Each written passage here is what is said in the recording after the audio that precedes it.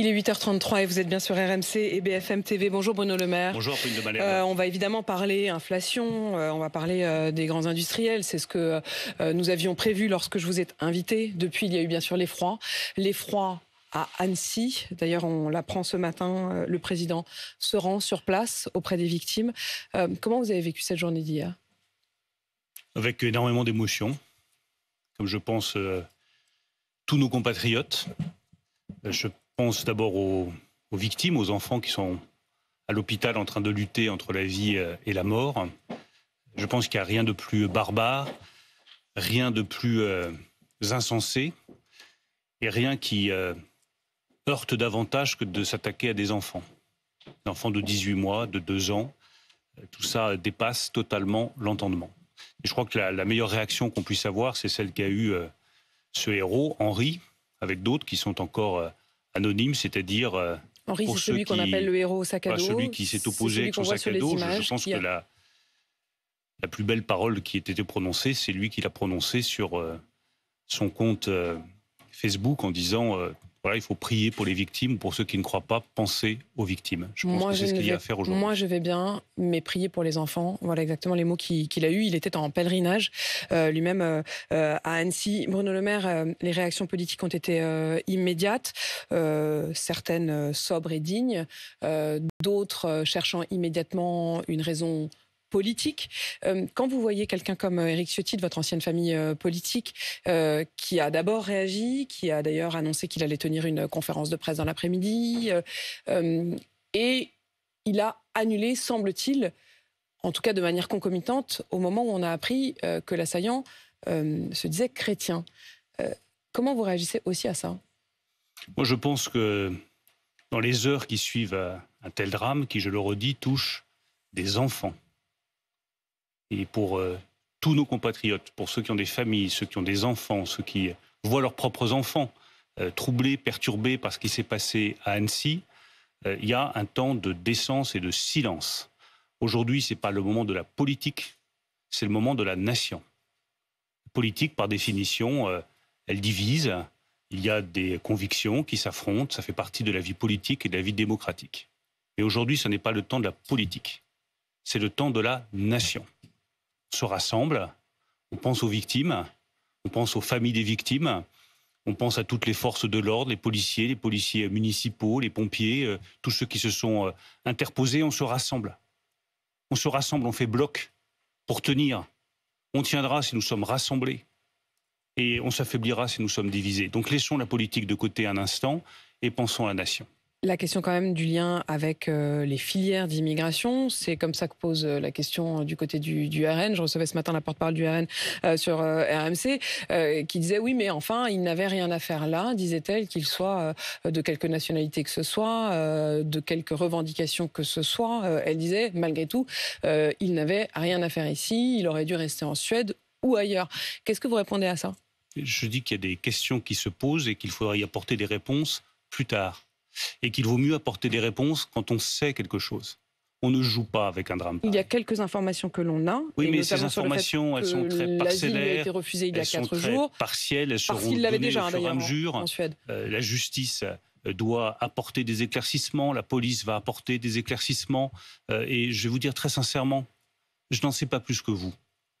Je suis membre du gouvernement, responsable de l'économie et des finances. Je n'en sais pas plus que vous. Et je pense qu'ajouter toujours du commentaire au commentaire, du bruit au bruit, au moment où, je le redis, des enfants se battent entre la vie et la mort, il y a une forme d'indécence. Parfois, le silence est la seule chose décente, surtout en politique. Fermons donc cette page d'émotion, Bruno Le Maire, sur ce mot de silence. Et ouvrons celle de votre portefeuille, l'économie. Les prix, vous avez rencontré hier après-midi, parce qu'en effet la politique continue pendant ce temps-là, vous avez rencontré à Bercy hier après-midi les grands industriels, ceux que depuis un mois vous invitez à revenir à la table des négociations, et ça n'a pas marché. Si, ça a marché. Je pense que nous avons bien progressé hier, et progressé surtout de manière très concrète pour les Français, avec un objectif qui sera vérifié, que les prix de certains produits alimentaires baissent dès le mois de juillet.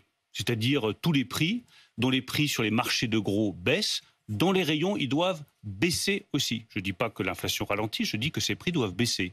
Je pense aux pâtes, le prix du blé baisse, le prix des pâtes doit baisser. Je pense aux huiles, je pense à la volaille, je pense aux céréales, je pense à l'alimentation animale. Sur un certain nombre de produits dont la liste me sera transmise la semaine prochaine, les prix baisseront cet été. C'est ce à quoi se sont engagés les industriels. Donc, les industriels, c'est très important ce que vous nous dites ce matin, les industriels que vous avez réunis hier à Bercy se sont engagés auprès de vous à vous faire parvenir d'ici la semaine prochaine une liste de produits sur lesquels les prix vont baisser. Tout à fait. Je suis très concret sur l'engagement, on entre un tout petit peu dans la technique. Allons-y, rentrons même dans les rayons, si vous voulez. Ils ont pris 3 engagements. Le premier engagement, c'est une indexation anticipée de la baisse des prix. Quand les prix de gros baissent, les prix du blé baissent, il faut parfois 3 mois, 4 mois, 5 mois avant que le prix des produits concernés, le prix des pâtes, baisse également. Là, ils ont accepté une indexation anticipée pour que le prix de ces produits, je pense en particulier aux pâtes, baisse dès le mois de juillet, alors que sinon, s'il n'y avait pas eu d'indexation anticipée, ça aurait été vers septembre, octobre, quand vous dites voire un peu plus tard. Ils ont pris cet engagement. C'est les 75 plus gros industriels de l'agroalimentaire. Les 75 ont pris cet engagement. Les 75 ont quand pris cet engagement. Quand vous parlez des pâtes, vous nous dites que les Lustucru, les Buitoni, les Barilla, elles vont toutes baisser. Je ne veux pas citer les noms, mais les noms que j'ai donnés, ce sont des engagements. Est-ce que ces pâtes-là, est-ce que les Barilla, est-ce que les Lustucru... C'est l'engagement qui a été pris, donc ces prix doivent baisser dès cet été, dès le mois de juillet. Leurs patrons, les yeux dans les yeux, vous ont dit oui, on s'engage, la semaine prochaine, vous aurez la liste. Ils ont dit nous ferons de l'indexation anticipée pour que les prix baissent dans les rayons. Je pense que c'est suffisamment clair. Le deuxième engagement qu'ils ont pris, qui est très important, c'est faire ce qu'on appelle des remises en fond de rayon. Ce n'est pas des promotions. Des remises en fond de rayon, ça veut dire que très directement, sur les rayons d'un certain nombre de produits où les prix de gros ont baissé, là aussi, les prix devront baisser de 2, 3, 5, peut-être jusqu'à 10% sur certains produits. Jusqu'à 10%? Ça pourrait, jusqu'à 10% sur certains produits. Quels produits vous avez en tête? Je pense que les pâtes sont le bon exemple de prix qui doivent significativement baisser au cours des semaines qui viennent. C'est le deuxième engagement qu'ils ont pris. Et ils me fourniront là aussi la liste intégrale des centaines de produits qui seront concernés par ce qu'on appelle ces remises en fond de rayon. La liste me sera fournie la semaine prochaine par ces 75 grands industriels, ce qui me permettra de vérifier avec la Direction générale de la consommation et de la répression des fraudes que l'engagement des industriels est tenu. La confiance, c'est bien. Le contrôle, c'est encore mieux. C'est l'inid. Et la troisième chose à laquelle ils se sont engagés, c'est de rouvrir les négociations commerciales quand ils remplissent les critères que nous avions fixés la semaine dernière. Les négociations commerciales, c'est important. Le défaut des négociations commerciales, c'est que ça prend du temps et que ça ne peut pas nécessairement conduire, dans tous les cas de figure, à une baisse des prix. Donc la réunion d'hier, elle était très importante et positive parce qu'elle a permis de conduire à des engagements concrets de baisse des prix sur des produits, dans des marques précises, dont la liste me sera fournie la semaine prochaine. Maintenant, j'ai 2 conséquences à vous demander. La première, c'est qu'est-ce que vous ferez de cette liste? Alors, vous avez dit que vous alliez vérifier avec la répression des fraudes, mais est-ce que vous ne pourriez pas vous engager à publier cette liste? Est-ce que nous, les Français, qui allons faire nos courses, on n'aurait pas intérêt à avoir la liste et à savoir que Buitoni va faire baisser, mais pas Lustucru, par exemple? J'essaie de faire les choses sérieusement et évidemment dans un cadre légal. Je ne peux pas rendre cette liste publique parce que je dévoilerai des secrets commerciaux. Je peux simplement dire que ça concernera plusieurs centaines de produits de consommation courante parmi les produits que j'ai cités, avec à chaque fois des différences. La volaille, elle doit baisser parce que les prix de production ont baissé. Sur le porc, sur le bœuf, c'est différent parce que les coûts de production restent élevés. Sur le lait, il n'y aura pas de baisse des prix parce que sinon c'est les producteurs qui trinqueraient. En revanche, sur ces produits que j'ai cités, les pâtes, l'huile de tournesol, la volaille, l'alimentation animale, là, les prix doivent baisser dès juillet. J'aurai la liste très précise des marques et des produits.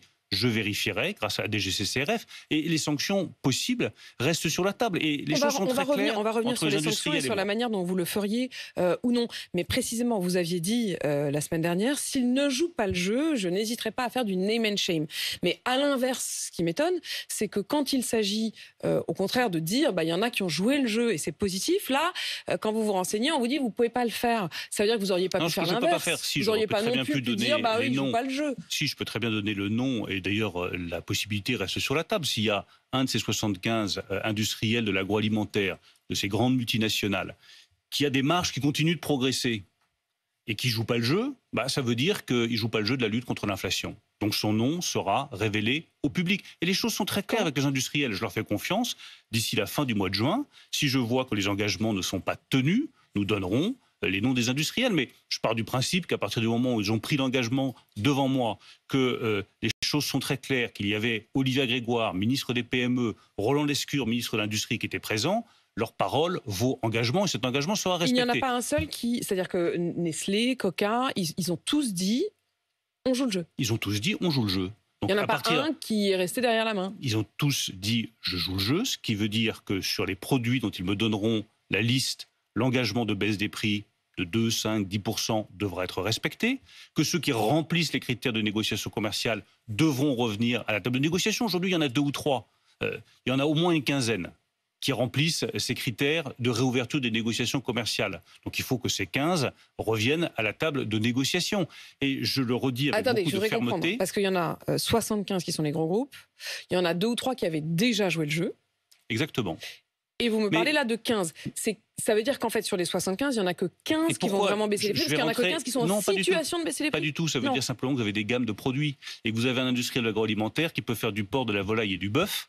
Il va pouvoir baisser sur la volaille parce que la volaille, elle a des coûts de production plus faibles, mais il ne baissera pas sur le bœuf et sur le porc. Et donc, comme on est rentré, on a mis du temps hier, on est à passer 2 heures à regarder produit par produit, on s'est dit qu'est-ce qui est le plus efficace pour le consommateur. C'est ça que je me suis demandé. Moi, je ne me paye pas de mots, je n'ai pas du tout envie de pouvoir dire aux Français vous inquiétez pas, les négociations commerciales sont rouvertes. Si au bout du compte, dans les rayons, les prix sont toujours aussi élevés, ça ne m'intéresse pas. Donc j'ai préféré rentrer avec Olivier Grégoire et Roland Lescure dans le détail pour regarder effectivement où les marges progressent, où il est aberrant qu'il y ait encore des prix qui augmentent. Les pâtes sont le meilleur exemple. Le blé baisse, les pâtes doivent baisser. En revanche, je le redis, sur le lait, sur le porc, sur la viande bovine, là, c'est plus difficile. Il n'y aura pas de baisse parce que mécaniquement, la production reste très élevée. Vous avez dit il faut que cet engagement il soit clair, net, écrit avant fin juin. La conséquence dans les rayons, c'est pour quand? C'est pour juillet. Il faut qu'en juillet, donc, les prix... Juin, l'engagement. Juillet, les conséquences dans les rayons. L'engagement. Juillet, les prix qui baissent dans les rayons sur les centaines de produits de référence, comme on dit, qui me seront transmises. Et après, j'ai 2 possibilités. La première, c'est de nommer les entreprises qui n'auraient pas joué le jeu. Et la deuxième, que je conserve, c'est la possibilité de mettre en place une taxe sur les marges excessives qu'auraient faites les entreprises de l'agroalimentaire. Une taxe de combien ? Vous avez commencé à dessiner un peu les contours de cette taxe exceptionnelle ? Je peux juste vous dire que l'instrument juridique est prêt, que l'instrument juridique a été validé par la direction des affaires juridiques de mon ministère, qu'elle a été présentée aux industriels de l'agroalimentaire, donc ils savent parfaitement à quoi s'attendre. Moi, je ne peux pas me retrouver... Je veux bien comprendre. C'est une taxe, on évoque 5%. Mais le taux, vous savez, il est décidé par les parlementaires. Moi, je propose le mécanisme, et le taux, ensuite, il est décidé par les parlementaires. Alors, imaginons, et nous n'en sommes pas là. Que j'ose espérer que je n'aurai pas à dégainer cette arme fiscale. Ce que je voudrais savoir, c'est est-ce que ces 5%, ils s'appliqueraient uniquement à la partie... marge exceptionnelle, ou est-ce que ces 5%, ils tomberaient sur l'ensemble de la marge du groupe ? Les 5% ou 3% ou 2%, aujourd'hui, il n'y a pas de taux qui a été fixé, s'appliqueront à la marge de l'entreprise. Si nous nous apercevons... Pas uniquement à la surmarge, si je peux me permettre. C'est la marge de l'entreprise. Voilà, si nous apercevons... Ce serait une sanction nous travaillons, dans ce cas. J'espère que chacun entend cela. Nous travaillons au ministère de l'Économie et des Finances sérieusement et rigoureusement. Donc nous avons les chiffres de l'INSEE et nous avons les chiffres de la DGCCRF qui montrent une chose très simple. Le taux de marge des entreprises de l'agroalimentaire a fortement progressé au cours des premiers mois de l'année 2023. Et ils ont plus que rattrapé les pertes qu'ils avaient faites dans les 2 années passées. Tant mieux pour eux. La seule chose que je leur demande, c'est de dire, vous pouvez garder une partie des marges pour vous, c'est normal, il faut que vous investissiez. Mais il y a une partie des marges que vous devez rendre aux consommateurs. Et c'est ça que je vérifierai. Vous le faites, tant mieux, et je pense que ce sera le cas. Vous ne le faites pas, nous le récupérerons par la voie fiscale. Et du côté des distributeurs, tout va bien, ils vont jouer le jeu, les distributeurs ils vont baisser se sont engagés à poursuivre le trimestre anti-inflation jusqu'à la fin de l'année, du 15 juin jusqu'à la fin de l'année. Là mais aussi, je veux dire, sur ces produits-là dont vous parlez, vous le savez, vous en avez parlé, j'imagine, avec bien eux. Sûr. Mais ils ont dit oui, on change des étiquettes dès le début du mois de juillet. Là aussi, je cherche simplement à jouer le rôle qui est le mien, c'est-à-dire faire baisser les prix pour les consommateurs en rassemblant les acteurs. Le ministre de l'économie n'a pas une réglette entre ses mains grâce à laquelle il pourrait faire monter ou faire baisser les prix. En revanche, il a un pouvoir d'injonction vis-à-vis des distributeurs et des industriels pour leur dire « vous vous rassemblez, vous trouvez des accords et vous faites baisser les prix ». C'est ce à quoi nous sommes arrivés hier. Nous avons réglé le problème des distributeurs d'abord avec Olivier Grégoire, réglé hier le problème de l'industrie agroalimentaire avec Roland Lescure, et maintenant j'attends que ça se voit dans les règles. Un dernier mot, parce que je voudrais aussi qu'on puisse parler électricité et logement. Ça veut dire que vous pouvez quand même dire aux Français ce matin que leur caddie le mois prochain leur coûtera moins cher. Je dis aux Français que dès le mois de juillet, sur un certain nombre de références et de produits, les prix baisseront en juillet. Et nous le vérifierons et nous sanctionnerons ceux qui ne jouent pas le jeu. EDF est 100% national. Aujourd'hui même, Bruno Le Maire, ça y est, c'est effectif. Quelles conséquences dans un moment où le paradoxe, semble-t-il, enfin en tout cas moi ça m'est apparu comme ça, mais vous allez peut-être me dire que je suis naïve, c'est que RTE, qui s'occupe de distribuer l'électricité, a alerté la semaine dernière en disant en fait on va avoir, parce qu'on va vers plus d'écologie, on va avoir besoin de plus d'électricité. Ça paraît un peu contre-intuitif. Non, parce que l'électricité, elle est décarbonée, donc plus d'électricité et moins d'énergie fossile. Le meilleur exemple, c'est nos voitures. Nous avons vécu pendant plusieurs décennies avec des voitures qui fonctionnaient avec du diesel ou de l'essence, de l'énergie fossile. Nous allons basculer, et à mon avis beaucoup plus rapidement qu'on ne s'y attendait, vers un parc automobile électrique. Le problème, c'est que ces voitures électriques, il faut alimenter les batteries. Et que ça consomme beaucoup d'électricité. Que pour produire ces batteries, ce que nous avons fait le choix avec le président de la République, de la réindustrialisation, que nous recréons pour la première fois depuis 40 ans des emplois industriels et des usines dans notre pays. Les usines, il faut les faire tourner. Là-dessus, j'avoue qu'il y a un truc que je ne comprends pas. Pardon, je fais une petite parenthèse. Enfin, Bruno Le Maire, on vous a entendu tous vous réjouir, et vous aviez bien raison, de ces ouvertures d'usines, de la vallée de la batterie. Et en fait, dans le même temps, la Zoé est à l'arrêt. La ligne de production de la Zoé à Flins est à l'arrêt pour 3 semaines. 3 semaines sans une seule Zoé qui va sortir de l'usine. Donc on a des batteries, enfin on va avoir des batteries, mais on n'aura plus de voitures électriques. Non, parce que ce qui manque en l'espèce, c'est pas les batteries, c'est les semi-conducteurs, c'est-à-dire ce composant électronique. Nous allons avoir de la production de batteries électriques dans notre pays. J'ai ouvert il y a quelques jours l'usine ACC de Stellantis, et c'est formidable de voir dans le Dunkerquois, dans une région où il y a eu de la destruction d'emplois, ouvriers, des usines qui ouvrent, des chaînes de montage, des chaînes de production et des milliers de postes d'ouvriers. Ouvrier doit redevenir un mot attractif, un mot noble dans l'emploi français. Et nous allons continuer à créer des dizaines de milliers d'emplois d'ouvriers, d'ingénieurs, de techniciens dans notre pays, et c'est une excellente nouvelle. Et nous allons être plus indépendants. Le véhicule électrique veut dire batterie, veut dire aussi semi-conducteurs. Si la Zoé est à l'arrêt, c'est que nous manquons de semi-conducteurs.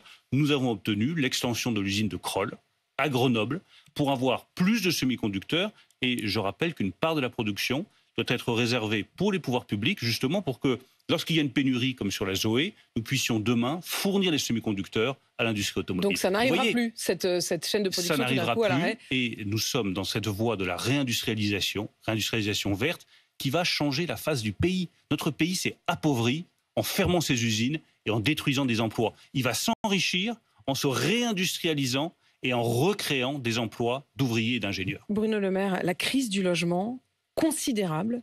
Tous ceux qui travaillent dans ce domaine alertent depuis des mois et ont le sentiment quand même que le gouvernement a accouché d'un plan de petite souris qui n'est pas à la hauteur de la crise.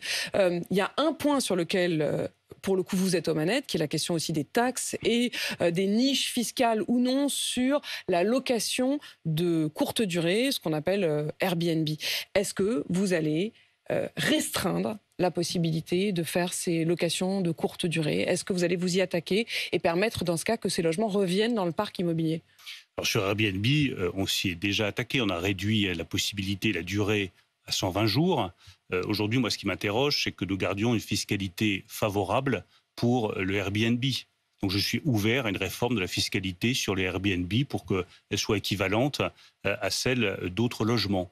Nous allons travailler là-dessus, faire des propositions à la Première ministre et au Président de la République, mais je dois dire que j'ai du mal à comprendre la fiscalité très favorable qui s'applique aujourd'hui à Airbnb. Donc nous réformerons cette fiscalité et je ferai des propositions.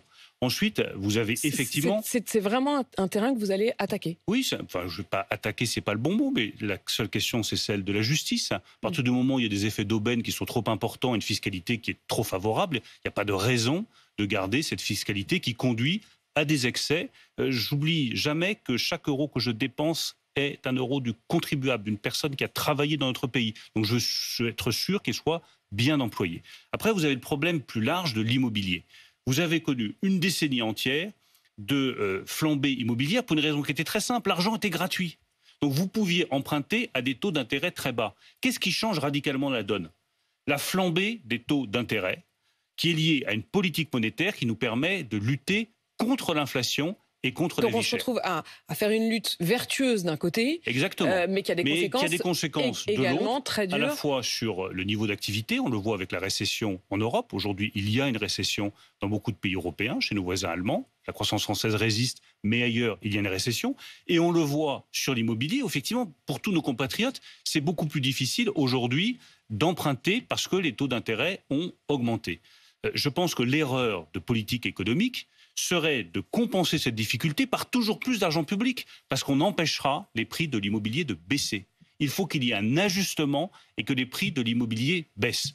Est-ce que pour autant nous allons laisser tomber les promoteurs immobiliers, le monde du bâtiment, le monde des travaux publics? Certainement pas. Mais nous devons apporter les bonnes réponses. La bonne réponse, c'est pas dépenser toujours plus d'argent public, c'est d'avoir du foncier disponible, c'est de construire là où on manque de logements, construire dans les zones tendues, construire dans les zones où justement on ouvre des usines et où il y a des besoins de logements immédiats. Et où il y aura des jobs.